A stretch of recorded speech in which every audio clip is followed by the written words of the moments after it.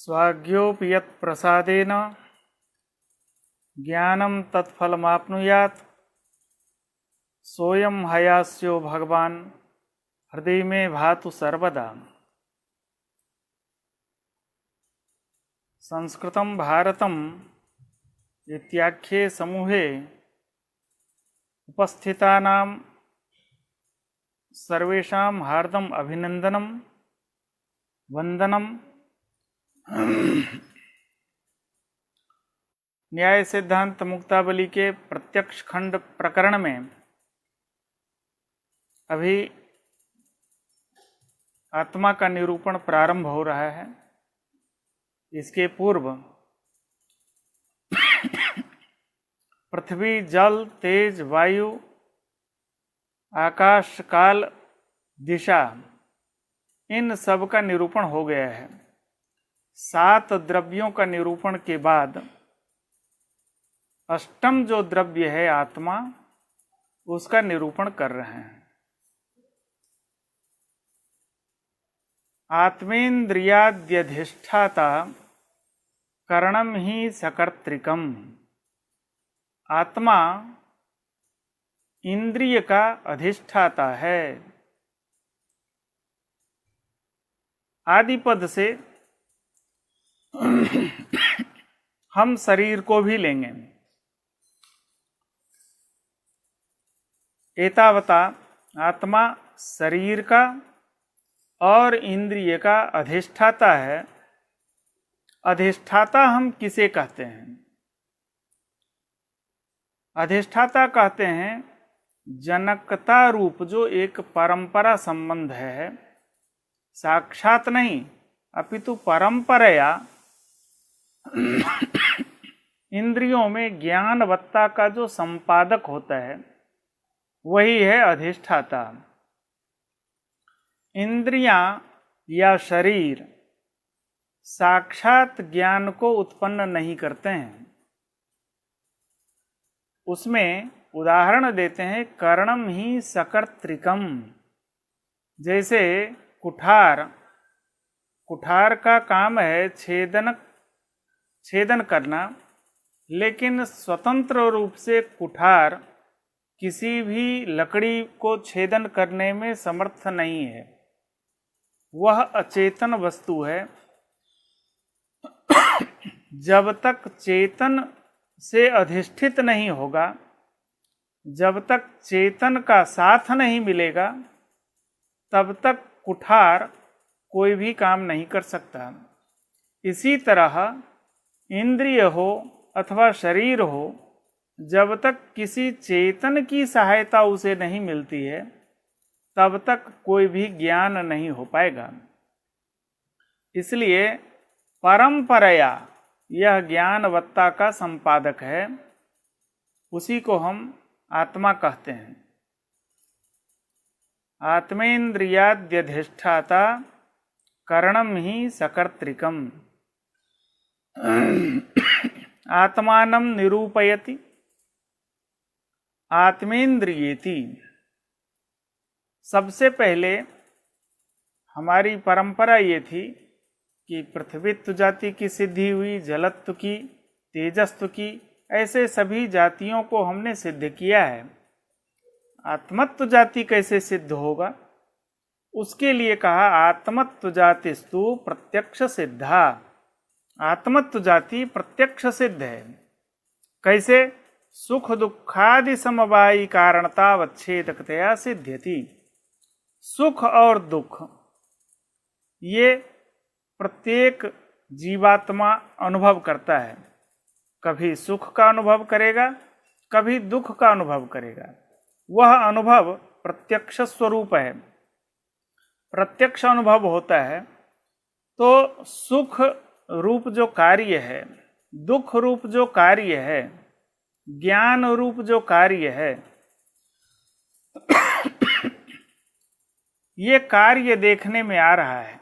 कभी सुख की अनुभूति, दुख की अनुभूति, इस तरह से सुख दुख की अनुभूति होती है।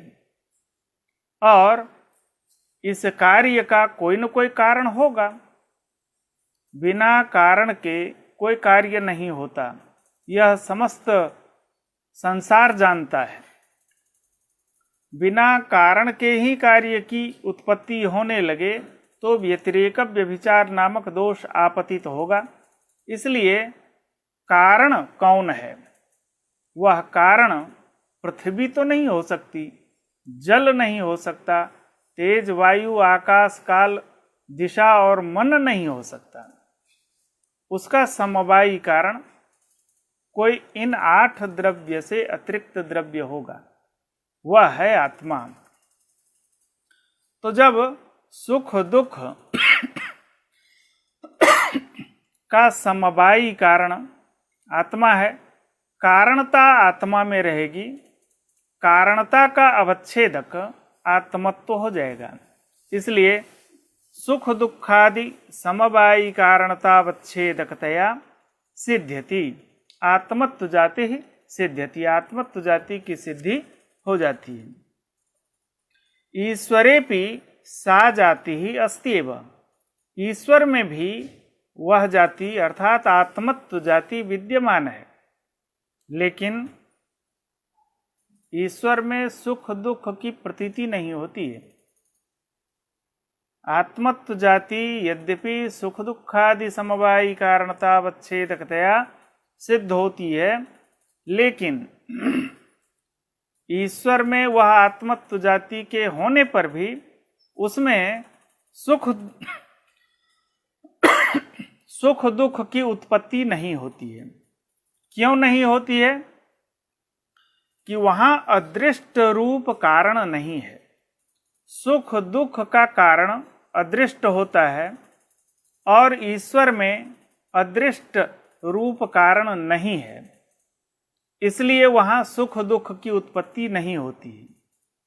प्रश्न है कि ईश्वर में अदृष्ट क्यों नहीं उत्पन्न होता? उसके पीछे भी कारण है। अदृष्ट का कारण मिथ्या ज्ञान है और मिथ्या ज्ञान ईश्वर को नहीं होता है।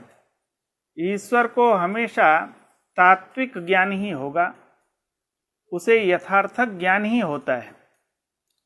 और अदृष्ट की उत्पत्ति के पीछे मिथ्या ज्ञान की कारणता है। एतावता मिथ्या ज्ञानाभावात् अदृष्टाभावः और अदृष्टाभावात् सुख दुख का अभाव हो जाता है। इसलिए अदृष्ट रूप कारणाभावात् न सुख दुखाद्युत्पत्ति।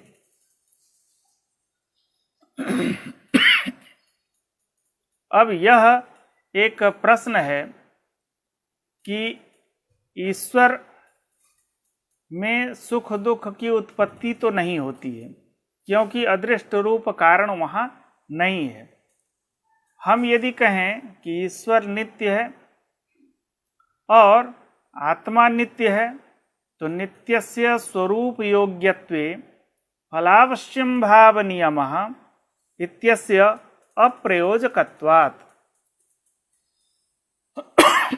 नित्य यदि स्वरूप योग्य हो जाए तो वह कभी न कभी फल को उत्पन्न करेगा। यहां नित्य कौन है? ईश्वर। और वह स्वरूप योग्य है, कारण है, अर्थात आत्मा सुख दुख का कारण है।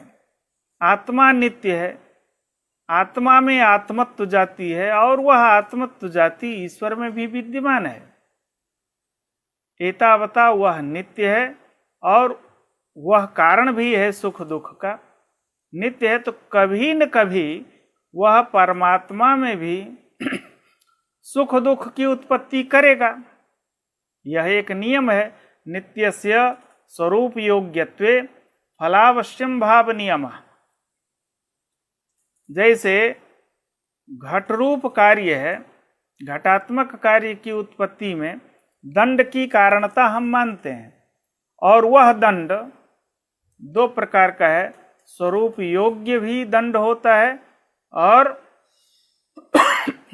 फलोपधायक भी दंड होता है। फलोपधायक दंड वह है जो कुलाल के हाथ में है, वह तुरंत घटात्मक कार्य को उत्पन्न करेगा। स्वरूप योग्य दंड वह है जो,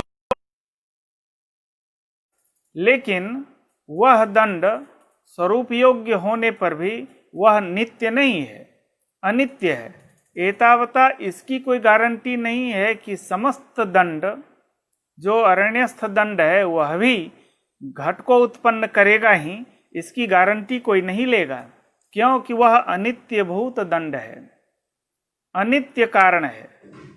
ऐसा कारण जो नित्य हो और स्वरूप योग्य हो उसका विनाश कभी भी नहीं होगा, कभी भी वह पल्लवित पुष्पित हो सकता है।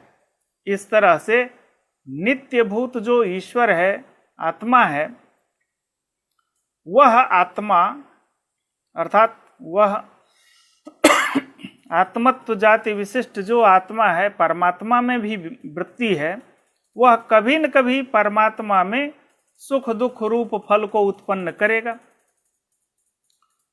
तो इस नियम का अपवाद मिलता है। यह नियम जो है नित्यस्य स्वरूप योग्यत्वे फलावश्यम भाव नियमः, यह अप्रयोजक है, अर्थात इसमें कोई अनुकूल तर्क नहीं है। क्यों? इसमें कहाँ इसका व्यभिचार होता है? जलीय परमाणु में इसका व्यभिचार हो रहा है। जल में स्नेह नामक गुण है। जब स्नेह गुण जल में विद्यमान है तो समस्त जल में स्नेह विद्यमान होगा। परमाणु स्वरूप जो जल है उसमें भी स्नेह विद्यमान है। तो स्नेह रूप जो कार्य है उसका कारण, समवायी कारण जल है। एतावता जल का परमाणु भी जल ही है, वह भी स्वरूप योग्य है और नित्य है। तो वह नित्य भूत जो जलीय परमाणु है, उसमें वह जो जलीय परमाणु है वह कभी न कभी स्नेहात्मक कार्य को उत्पन्न करेगा, पर स्नेहात्मक कार्य को वह उत्पन्न नहीं कर पाता है। इसलिए नित्यस्य स्वरूप योग्यत्वे फलावश्यम भाव नियमः, इसका इतना ही अर्थ नहीं है। सकल कारण समवधाने सति नित्यस्य स्वरूप योग्यत्वे फलावश्यम भाव नियमः, ऐसा नियम है। सकल कारण के समवधान रहने पर जो नित्य है और वह स्वरूप योग्य हो तो वह निश्चित रूप से फल को उत्पन्न करेगा। यहाँ पर आत्मा जो नित्य है वह स्वरूप योग्य भी है, कभी न कभी सुख दुख रूप फल को उत्पन्न करेगा। वह जीवात्मा में तो उत्पन्न कर रहा है लेकिन परमात्मा में नहीं कर रहा है। परमात्मा में समस्त कारण के अंतर्गत अदृष्ट रूप कारण भी है, और वही अदृष्ट रूप जो सहकारी कारण है सुख दुख के प्रति, वह अदृष्ट रूप सहकारी कारण के अभाव से परमात्मा में सुख दुख की उत्पत्ति नहीं होती है। इस तरह से नित्यस्य स्वरूप योग्यत्वे फलावश्यम भाव नियमः इत्यस्य अप्रयोजकत्वात्। परेतु दूसरे लोग ये कहते हैं ईश्वरे सा जाति ही अस्त्येव, आत्मत्व जाति ईश्वर में विद्यमान है। नहीं, परेतु सा जाति ही ईश्वरे नास्त्येव, झंझट ही खत्म कर दिया कि ईश्वर में आत्मत्व जाति ही नहीं है। क्यों? कि उसमें कोई प्रमाण नहीं है। परेतु अन्य दार्शनिकों के मत में ईश्वर में आत्मत्व जाति नहीं है। जब ईश्वर में आत्मत्व जाति नहीं है तो सुख दुख का जो समवायी कारण है, समवायी कारणतावच्छेदकतया आप किस जाति की सिद्धि किए? तो वहां उत्तर मिलेगा जीवत्व जाति की सिद्धि हुई। तो जीवात्मा में सुख दुख की उत्पत्ति होगी और परमात्मा में आत्मत्व जाति ही नहीं है। क्यों? कि वह अतिरिक्त वृत्ति हो जाएगा और जाति वही बन पाती है जो अन्यूनान अतिरिक्त वृत्ति हो, वही जाति कहलाने का अधिकारी है। जीवत्व जाति जीव मात्र में है और आत्मत्व जाति जीवात्मा और परमात्मा में भी है। तो आत्मत्व जाति अतिरिक्त वृत्ति जाति होने से वह जाति नहीं हो सकती है, तो जीवत्व जाति बन पाएगी। अब रही बात ईश्वर की, तो ईश्वर को अलग द्रव्य फिर मानो, क्योंकि आत्मत्व जाति तो अब हुई नहीं है, जीवत्व जाति की सिद्धि हुई है, और जो जीवत्व जाति के अतिरिक्त द्रव्य है ईश्वर, उसे अलग द्रव्य मानना पड़ेगा। तो इसकी आशंका नहीं करनी चाहिए। न च दशम द्रव्यत्वापत्ति ही, दशम द्रव्यत्व की आपत्ति हम नहीं कर सकते हैं। दशम द्रव्य कैसे? पृथ्वी, जल, तेज, वायु, आकाश, काल, दिशा, जीव और ईश्वर, मन। क्योंकि जीवत्व जाति की सिद्धि हुई है, आत्मत्व जाति सिद्ध करेंगे तो वह आत्मत्व जाति परमात्मा में नहीं है, वह जीवत्व जाति है जीवात्मा में। क्योंकि परमात्मा में कहा कि परेतु ईश्वरे सा जाति ही नास्ति एव, वह जाति अर्थात आत्मत्व जाति नहीं है, तो वह अतिरिक्त द्रव्य हुआ। तो अतिरिक्त द्रव्यत्वापत्ति नहीं कहनी चाहिए। क्यों? ज्ञानवत्वेन विभजनात्, हम ज्ञानवत्ता रूप से द्रव्य का हम विभाग करेंगे। जो द्रव्य विभाजक उपाधि है वह है पृथ्वीत्व, जलत्व, तेजस्व। इस तरह से 9 द्रव्य का हम विभाग करते हैं। जब हम आत्मा की गिनती करने लगेंगे तो आत्मा को छोड़ करके आत्मा की जगह हम ज्ञानवान रखेंगे, और जब ज्ञानवान रख लिए तो दशम द्रव्यत्व की आपत्ति नहीं आएगी। क्यों? कि ज्ञानवान जैसे जीवात्मा है वैसे ही परमात्मा है। इसलिए ज्ञानवत्वेन विभजनात् इत्याहु। यहाँ एक अस्वारस्य है। अस्वारस्य ये है कि ज्ञानवत्वेन आपने विभाग तो किया, दशम द्रव्यत्वापत्ति का निवारण हो गया, लेकिन आप सुख दुख समवायी कारणतावच्छेदकतया जीवत्व जाति की सिद्धि कर रहे हैं, और जब द्रव्य का विभाजन आप कर रहे हैं तो ज्ञानवत्ता रूप से आप विभाग करेंगे, तो यह एक विसंगति हो रही है। इसलिए इसमें एक अस्वारस्य आ रहा है, यही आहुः शब्द से कहा गया है। तो दशम द्रव्यत्व की आपत्ति अब नहीं होगी। पृथ्वी, जल, तेज, वायु, आकाश, काल, दिशा, ज्ञानवान और मन, ये 9 ही द्रव्य रहे, दशम द्रव्य कोई नहीं होगा। इंद्रियादि थी, आत्मेन्द्रियाद्यधिष्ठाता, इंद्रियादि का अधिष्ठाता है वह। इंद्रियाणाम शरीरस्य च परंपरया चैतन्य संपादकः, इंद्रिय का और शरीर का यह परंपरया चैतन्य संपादक है। साक्षात इंद्रिय ज्ञान को उत्पन्न नहीं करती, साक्षात शरीर भी ज्ञान को उत्पन्न करने में समर्थ नहीं है। तो परंपरया अर्थात जनकता रूप संबंध से हम ज्ञान का संपादन करते हैं, चैतन्य का संपादन करते हैं। यद्यपि आत्मनि अहम सुखी, अहम जाने इत्यादि प्रत्यक्ष विषयत्वम अस्त्येव, आत्मा में मैं जानता हूँ, मैं सुखी हूँ, ये प्रत्यक्ष विषयता है। तथापि विप्रतिपन्नम प्रति, विप्रतिपन्न किसको कहते हैं? जो न्याय शास्त्र के अतिरिक्त जो दार्शनिक हैं,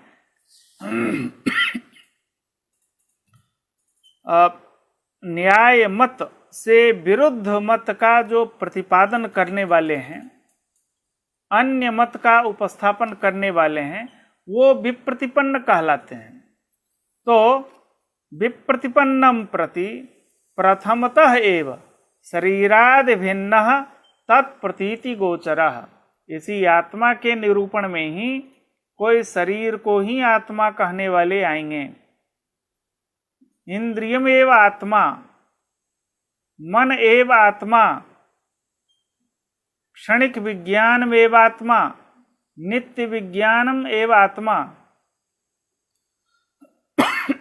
इस तरह से अन्य अन्य मत यहाँ मिलेंगे।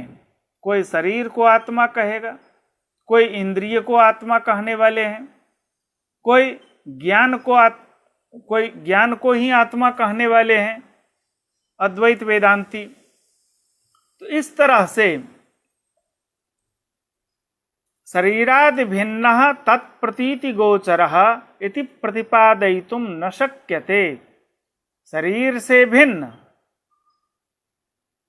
प्रथमतः शरीरादि भिन्न तत्प्रतीति गोचरः, शरीर से भिन्न आत्मा है, इसको मानने के लिए तैयार नहीं है। वह शरीर ही आत्मा है ऐसा कहने वाले हैं। इति प्रतिपादयितुम न शक्यते इत्यतः प्रमाणांतरम दर्शयति। इसलिए एक दूसरे प्रमाण का भी यहाँ उपस्थापन किया जा रहा है। कर्णम ही सकर्तृकम, कर्णम वास्यादीनां छिदाकरणानां कर्तारमंतरेण फलानुपधानम दृष्टम। वास्य कहते हैं कुठार को, वह छेदन कर्म का, छेदन क्रिया जो होती है उसका वह साधन होता है। वह साधन केवल होता है, वह अपने आप लकड़ी का छेदन नहीं करता है। छेदन करने के लिए एक अलग कर्ता की आवश्यकता होती है। कर्ता उसे अपने हाथ में लेकर के लकड़ी के ऊपर प्रहार करता है, तब जा करके लकड़ी का छेदन होता है। तो जो वास्य है, कुठार है, वह बिना कर्ता के छेदन क्रिया का संपादन नहीं कर पाता है। फल क्या है? छेदन रूप फल है, छिदा फल है, वह बिना कर्ता के वह उत्पन्न नहीं होता है। एवं चक्षुरादीनाम ज्ञान करणानाम अपि, चक्षु आदि जो इंद्रिय है वह ज्ञान का करण है, साधन है। वह भी बिना कर्ता के, बिना अन्य की सहायता से फलोपधानम नोपपद्यते। चक्षु रूप का ज्ञान कराता है, रसना रस का ज्ञान कराती है। इस तरह से अलग अलग जो इंद्रियां हैं वह तत्त फल को बिना अलग कर्ता की सहायता से वह फल को उत्पन्न नहीं कर पाते हैं। इसलिए उसे अलग एक कर्ता की आवश्यकता होती है। स्वयं करण जो है वह फल को स्वतंत्र रूप से उत्पन्न करने में समर्थ नहीं है, अतिरिक्त कर्ता की आवश्यकता होती है। अतः अतिरिक्तः कर्ता कल्प्यते, अतिरिक्त एक कर्ता की कल्पना की जाती है। अर्थात जो कुठार है वह स्वयं लकड़ी का छेदन नहीं करता, इंद्रियां जो करण हैं वह स्वयं रूप रसादि फल की उत्पत्ति नहीं कर पाती हैं। इसके लिए अलग कर्ता एक कुठार धारक व्यक्ति होता है, वह अपने हाथ में लेकर के उसे छेदन करता है। तो वह जैसे कर्ता वहाँ अतिरिक्त करता है, ऐसे ही इंद्रिय स्वतंत्र रूप से फल को उत्पन्न नहीं कर पाती है, उसे अतिरिक्त कर्ता की आवश्यकता है। तो अतिरिक्त कर्ता सिद्ध हो गया, अतिरिक्त कर्ता की यहाँ कल्पना की जाती है। अब वह कर्ता कौन है? अलग अलग मत वाले अपना अपना मत प्रदर्शित करेंगे। सबसे पहले चार्वाक यहाँ उपस्थित होता है। वह कहता है शरीर को ही आत्मा कह दो, शरीरम एव आत्मा, ननु शरीरस्यैव कर्तृत्वम अस्तु, शरीर को ही कर्ता कह दें। इत्यत आह, उसका खंडन करने के लिए नैयायिक एक कारिका का अवतरण करते हैं। शरीरस्य न चैतन्यम मृतेषु व्यभिचारता, शरीर को हम चैतन्य नहीं कह सकते हैं। क्यों? मृतेषु व्यभिचारता, शरीर को यदि चैतन्य कहें, कर्ता कहें, तो मृत शरीर भी शरीर है, वह चैतन्य नहीं हो सकता, वह कर्ता नहीं हो सकता, वहाँ व्यभिचार लगेगा। इसलिए शरीरस्य चैतन्यम मास्तु, शरीर को हम चैतन्य नहीं कह सकते हैं। ननु चैतन्यम ज्ञानादिकमेव, चैतन्य वहाँ ज्ञान ही मान ले।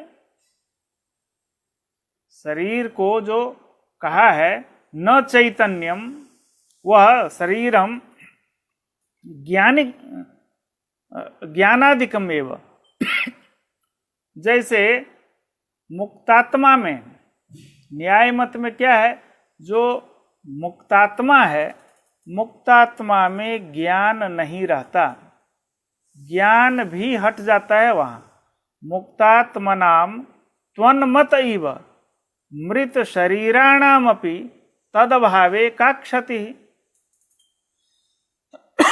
जैसे न्याय मत में मुक्तात्मा में कोई ज्ञान नहीं रहता, ऐसे ही चार्वाक के मत में मृत शरीर में चैतन्य नहीं है, कर्तृत्व नहीं है, तो ऐसे क्या तदभावे का क्षति। हमने कहा प्राणाभावेन ज्ञानाभाव से सिद्धे, प्राण विशिष्ट जो शरीर है वही ज्ञान का संपादक है। आपके यहाँ जो मुक्तात्मा है उसमें जैसे ज्ञान नहीं होता, वैसे ही हमारे यहाँ मृत शरीर में कोई ज्ञान नहीं होता है, कोई कार्य वह नहीं कर पाता है। हमारे यहाँ ऐसी व्याप्ति हम बना लेंगे, प्राण विशिष्ट जो शरीर है वही ज्ञान का संपादक है। प्राणाभावेन ज्ञानाभावस्य सिद्धेः इति चेत न, ऐसा नहीं कह सकते हैं। क्यों?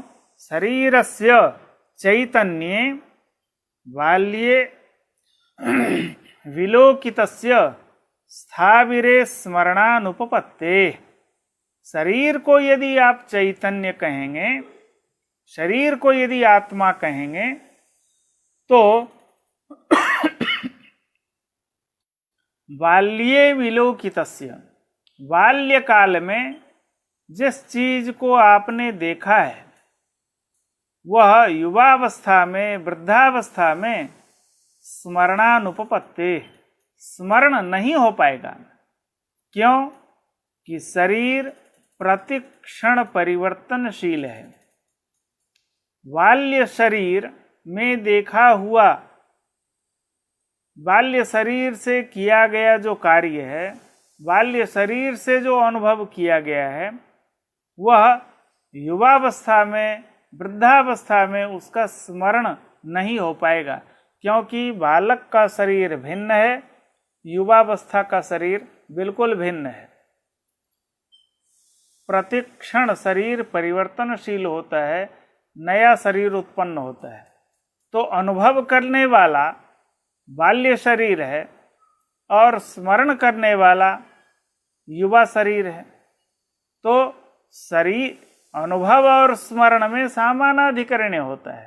अनुभव स्मरणयोः समानाधिकरण्य नियम,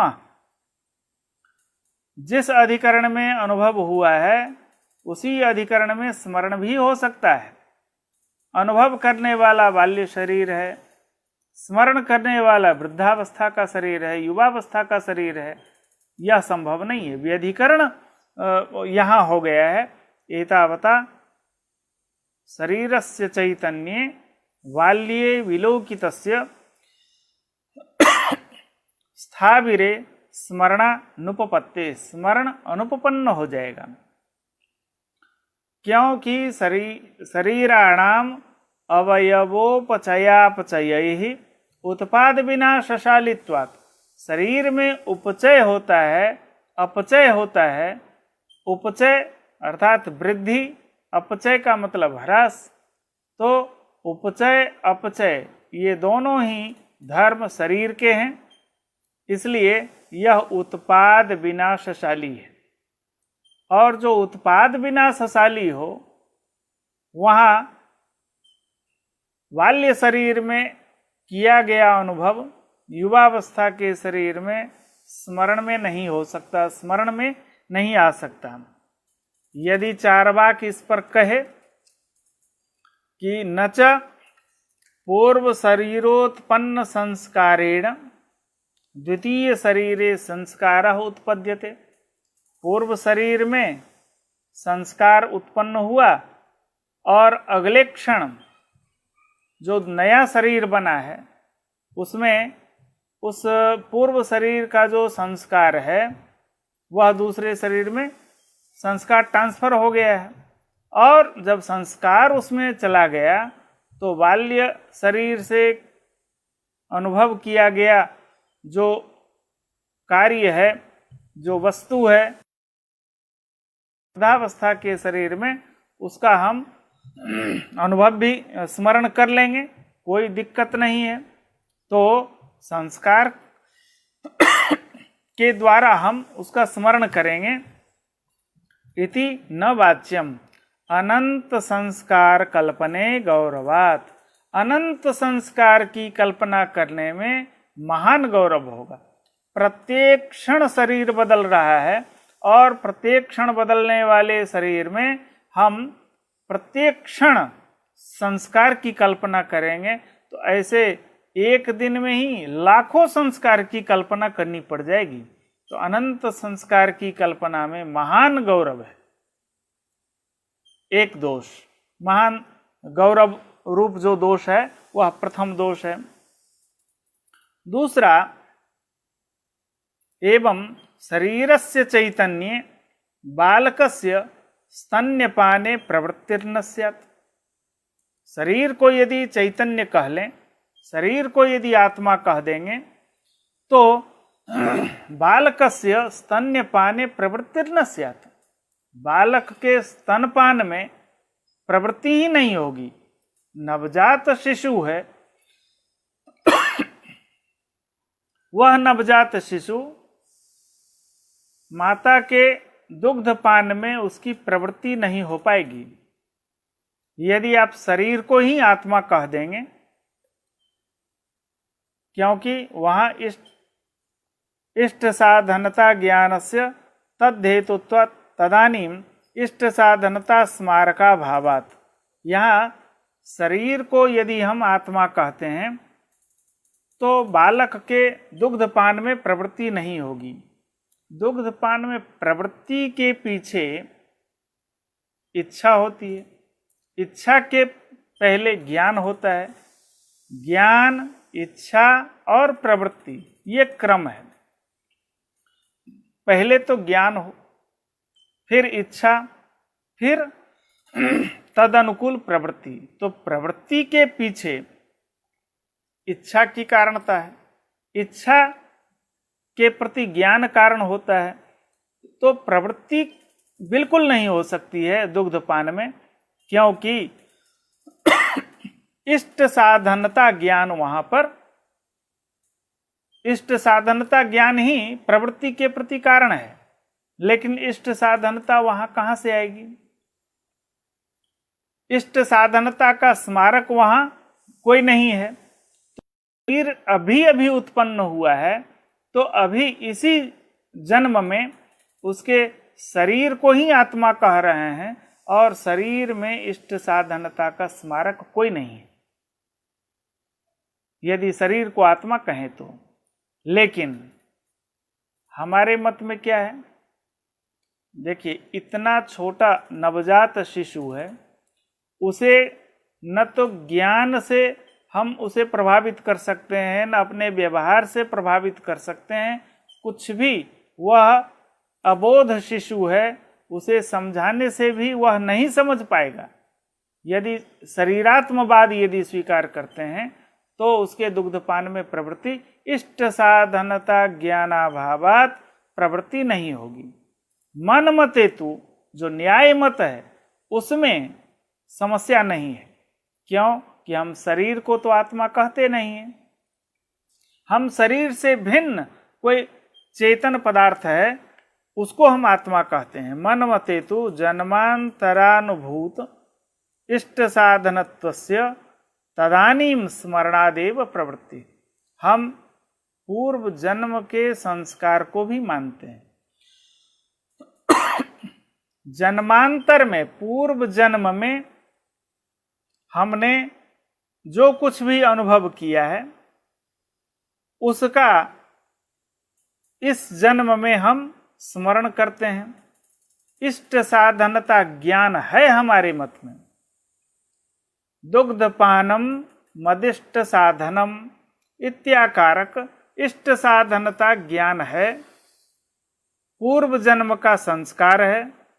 संस्कार से क्या होता है? स्मरण हो गया इस जन्म में, और इष्ट साधनता वहां स्मारक है। इसलिए न्याय मत में नवजात शिशु के दुग्धपान में प्रवृत्ति होने में कोई बाधा नहीं है। अब यहां पर प्रश्न ये है,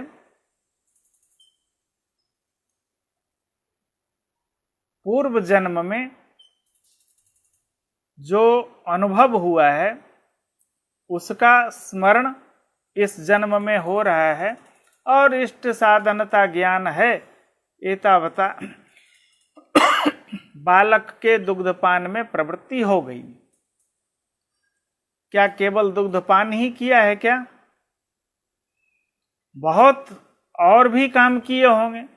तो जन्मांतर में अन्य जो कार्य किए हैं उनका भी स्मरण होना चाहिए। न च जन्मांतरानुभूतम अन्यदपि स्मर्यताम।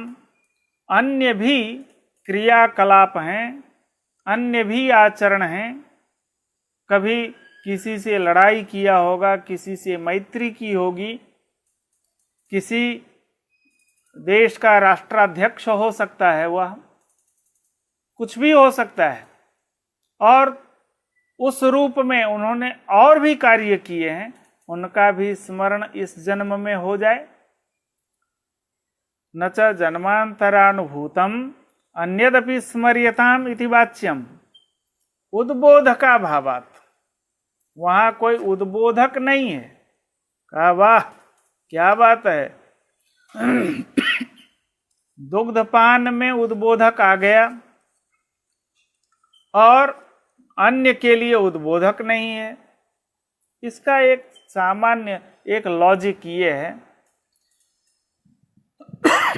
मान लें कि वह राष्ट्राध्यक्ष है पूर्व जन्म में। राष्ट्राध्यक्ष कोई नवजात शिशु ही तो नहीं होता है, उसके लिए एक अवस्था होती है, प्रौढ़ावस्था, युवावस्था। तब जा करके वह उस जन्म में वह राष्ट्राध्यक्ष हुआ है। उस अवस्था विशेष में वह शरीर भिन्न था, अवस्था भिन्न थी, उद्बोधक वहां अन्य होगा। इस जन्म में दुग्धपान में प्रवृत्ति के पीछे क्या वजह है कि उद्बोधक उपस्थित है? तो कहा, यहां उद्बोधक जीवनादृष्ट है। अत्र तु अनायत्या जीवनादृष्टमेव उद्बोधकम। यह जीवनादृष्ट क्या है? जीवनम, जीवन क्या चीज है? शरीर में प्राण की जो स्थिति है, इस शरीर में प्राण का होना, यही जीवनादृष्ट है। बालक को यह है कि बिना दुग्धपान किए जीवन सुरक्षित नहीं हो सकता। यह जीवनादृष्ट रूप उद्बोधक वहां उपस्थापित हो जाता है। रही बात पूर्व जन्म में, वह जो जीव है वह मनुष्य है अथवा अन्य कोई भी हो सकता है, क्योंकि हमारी जो अवधारणा है वह योनि 84 लाख योनि, ये हम मानते हैं, हमारी धारणा है। तो कोई आवश्यक तो नहीं है कि पूर्व जन्म में मनुष्य ही रहा हो अथवा कोई दूध पीने वाला जो जीव होता है, कुछ भी हो सकता है, वृक्ष भी हो सकता है। तो वहाँ शास्त्रकारों की दृष्टि में दुग्धपान यह केवल अभिधा रूप अर्थ नहीं लेना चाहिए। जिससे जीवन सुरक्षित रह सके तदनुकूल जो व्यवहार है। हर एक जीव दुग्धपान नहीं करता, लेकिन जिसके पान करने से वह सुरक्षित रहता है, उसका जीवन सुरक्षित रहता है, वही दुग्ध पदार्थ है, वही उसके लिए जीवन को बचाने वाला है। कोई जल पी के रहता है, कोई हवा पी के भी रहता है, तो वह जीवन जिससे सुरक्षित रहे वही दुग्ध पदार्थ यहाँ पर विवक्षित है। इस तरह से जीवनादृष्ट रूप उद्बोधक नवजात शिशु जो मनुष्य का है, उसके लिए माता के दुग्ध के अलावा और भी कोई चीज उसके लिए एक जहर के समान है, और मातृ दुग्ध उसके लिए अमृत है। इसलिए अन्यून 6 महीने तक उसे माता का दूध ही दिया जाता है, इसके बाद ही और कोई भी चीज दी जाती है। यहाँ पर जो नवजात शिशु नैयायिक के मत में दुग्धपान में जो उसकी प्रवृत्ति होती है प्रथमतः, उसमें पूर्व जन्म कृत संस्कार सहकृत स्मरण। वह स्मरण किस तरह का होता है? जीवनादृष्ट वशात, वहां उद्बोधक जीवनादृष्ट है। जीवनादृष्ट रूप उद्बोधक के आ जाने से वह दुग्धपान में प्रवृत्ति उसकी हो जाती है उस बालक की। इत्थं च संसारस्य अनादितया, यह संसार क्या है? अनादि है। और संसार जब अनादि है तो आत्मा भी अनादि है। आत्मनः अनादित्व सिद्धौ, संसार अनादि है, अनादि होने से यह आत्मा भी अनादि हो गया। और जो अनादि हो और भाव हो वह नित्य होता है, उसका नाश संभव नहीं होगा, इसलिए वह नित्य भी है। अनादि तो प्रागभाव भी है, लेकिन वह भाव नहीं है। प्रागभाव एक अभाव पदार्थ है, इसलिए अनादि भी हो और भाव भी हो, उसको हम नित्य कहते हैं। अनादि भावस्य नाशा संभवात्, अनादि हो उसका नाश संभव नहीं होता है, इसलिए वह आत्मा नित्य हो गया। आत्मा भी अनादि है और उसका नाश नहीं होता है, भाव है, इसलिए एतावता वह नित्य है। तो आत्मा की सिद्धि हो गई, आत्मा नित्य है, यह भी सिद्ध हो गया। न्याय के मत में यह आत्मा 2 प्रकार का हुआ, एक जीवात्मा है, दूसरा परमात्मा है। जीवात्मा और परमात्मा में फर्क क्या है? जीवात्मा ज्ञानवान है, परमात्मा भी ज्ञानवान है, लेकिन परमात्मा नित्य ज्ञानवान है। जीवात्मा का ज्ञान अनित्य होता है, वह भूल जाता है, भटक जाता है। जीवात्मा अल्प विषयक ज्ञान वाला होता है और परमात्मा सर्व विषयक ज्ञान वाला होता है, उसे सर्व विषयक ज्ञान होता है। हमारा ज्ञान क्रमिक होता है और ईश्वर का ज्ञान, सारा ज्ञान एक साथ हो सकता है। ये उनका वैभव है। अब शरीरात्मवाद का खंडन हुआ है। अब इंद्रियात्मवाद, चार्वाक का ही एक देश है, वह इंद्रिय को ही आत्मा मानते हैं।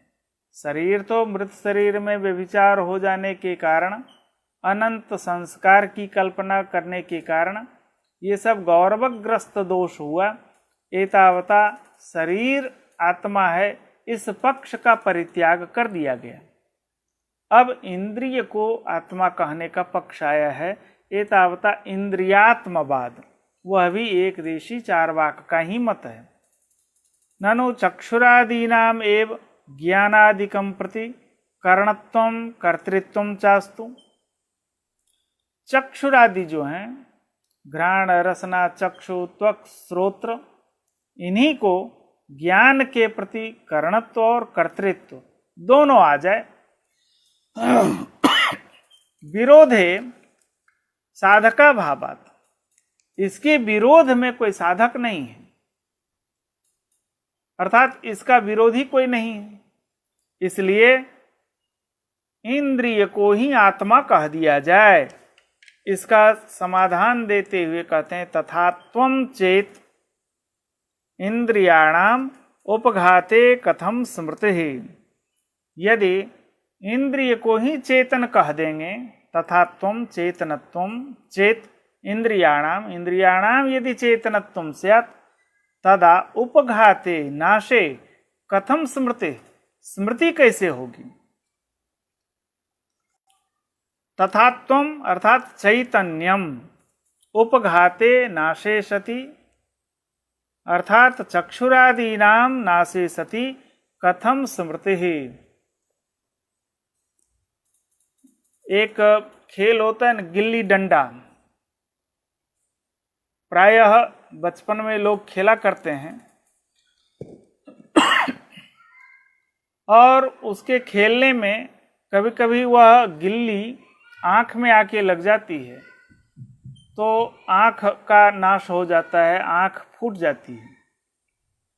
इस तरह से आँख के नाश हो जाने पर, तात्पर्य है कि इंद्रिय के नाश हो जाने पर, जो इंद्रिय के द्वारा जिस वस्तु का प्रत्यक्ष किया गया, अब इंद्रिय नष्ट हो जाए और इंद्रिय को ही आत्मा कहते हैं, इंद्रिय ही ज्ञान का संपादक है, इंद्रिय में ही कर्तृत्व है और कर्ता चला गया, तो स्मरण कैसे होगा, स्मरण करने वाला कौन है। अर्थात चक्षुरादीनाम एव कथम स्मृति, पूर्वम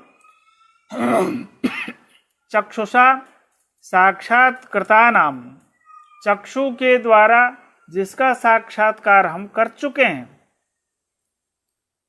इदानीं चक्षुषः अभावे, अब चक्षु नष्ट हो चुका है तो स्मरणम न स्यात्, स्मरण नहीं होना चाहिए। क्यों कि अनुभवितु अभावात्, अनुभव करने वाला अब तो है ही नहीं। जिसने स्मरण किया है उसी को अनुभव होता है। अनुभवितु अभावात्, अन्यथा अन्य दृष्टेन अन्य दृष्टस्य अन्येन स्मरणा संभवात्, अन्य व्यक्ति के द्वारा देखा जाए और अन्य के द्वारा स्मरण किया जाए, यह संभव नहीं है। आज आप क्या किए हैं यह केवल आप बतला सकते हैं।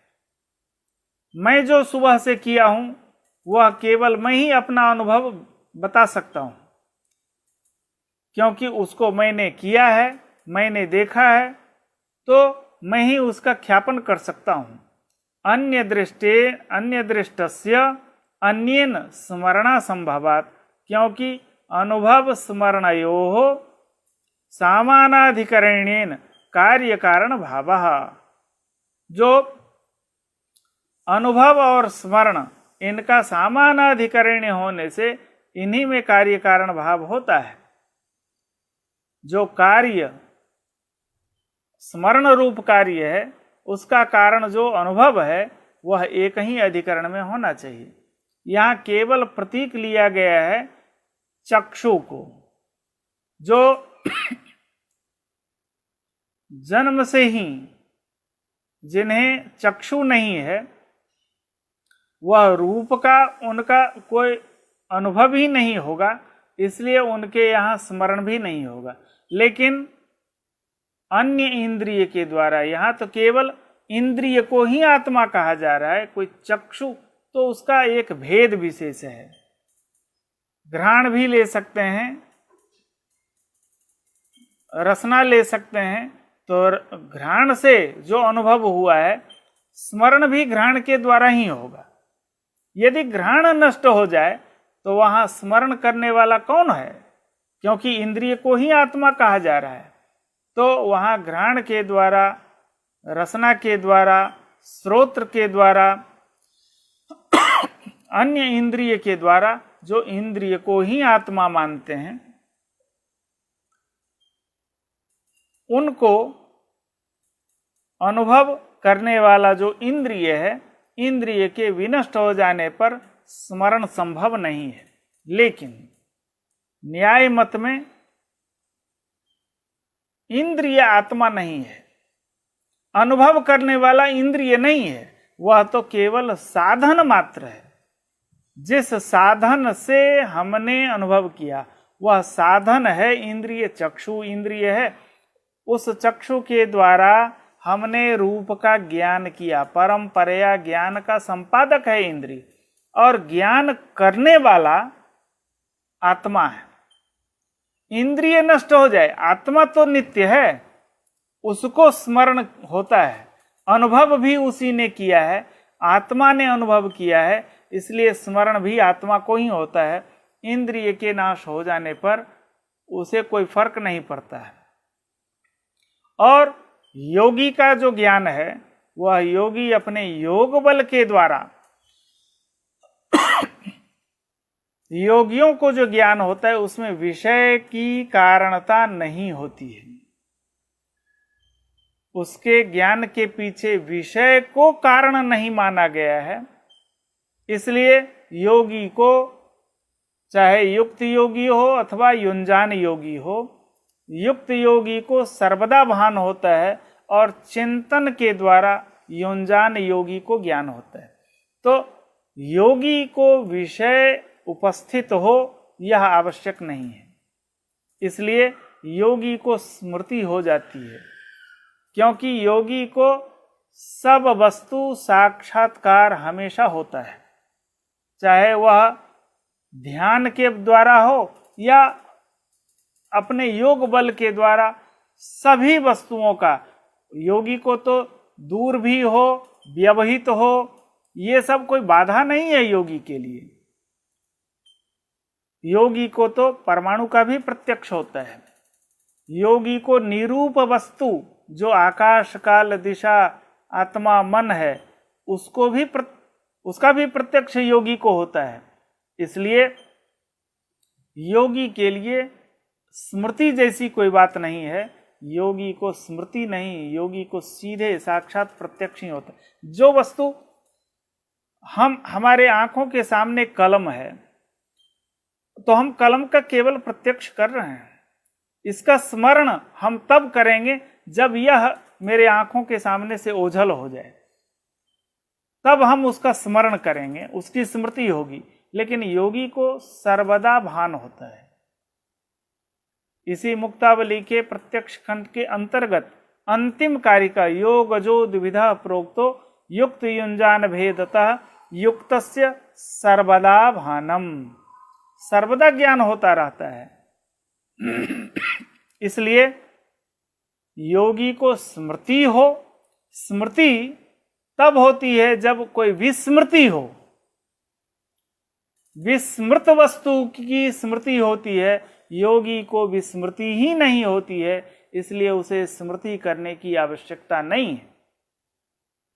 इस तरह से अनुभव और स्मरण ये दोनों एक ही अधिकरण में रहने वाले तत्व हैं। जो अनुभव करता है उसी को स्मरण भी होता है। यह एक सामान्य नियम है। हमने आज एक अलग भोजन किया है, विचित्र कॉम्बिनेशन का, उसका स्मरण आपको नहीं होगा, क्योंकि उसका अनुभव मैंने किया है, उसका प्रत्यक्ष मैंने किया है, उसका स्मरण भी मुझे ही होगा, दूसरे को स्मरण नहीं हो सकता है।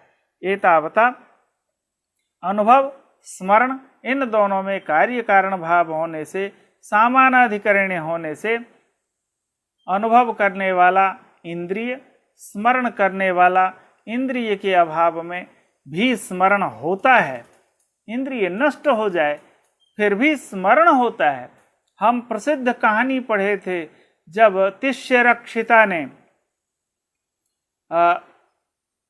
अपने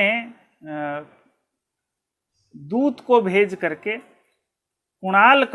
कुणाल की आंख मांग ली थी, और कुणाल जिस आंख से तालाब में कमल पुष्प को देखा करते थे, आंख के निकल जाने पर भी उसने यह बयान दिया था कि यहाँ एक कमल का पुष्प खिला हुआ है और वह कितना मनोहर दिखाई दे रहा है।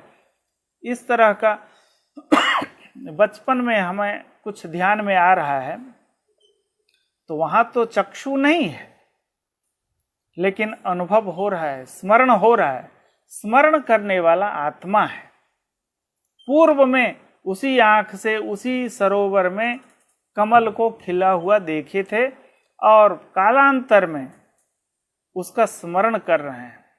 स्मरण करने वाला आत्मा है, इसलिए अनुभव भी आत्मा को ही हुआ था। ज्ञान संपादन उस समय चक्षु के माध्यम से हुआ है, और अब चक्षु नहीं है।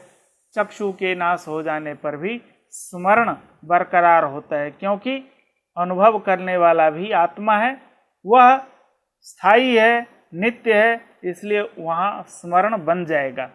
अनुभव स्मरण में समानाधिकरण होने से। इस तरह से इंद्रियात्मवाद, यह जो चार्वाक का मत था, यह भी खंडित हो गया। इंद्रिय आत्मा नहीं हो सकता, इंद्रियातिरिक्त कोई आत्मा है।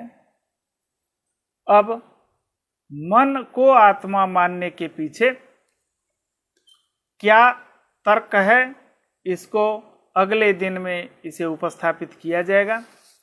बहुत अच्छी प्रस्तुति आप लोगों की भी होती है, मुझे भी अच्छा लगता है। इसी तरह से कुछ न कुछ ऐसे जिज्ञासा अन्य लोगों के लिए भी यह उपस्थापित करते रहनी चाहिए। इससे क्या ज्ञान की बढ़ोतरी होती है, सबों के लिए यह बहुत अच्छा प्रकल्प माना गया है। इन्हीं शब्दों के साथ आज के ज्ञान सत्र की पूर्ति यहीं होती है। पुनः हम अगले दिन आपसे मिलेंगे। धन्यवाद, नमस्कार।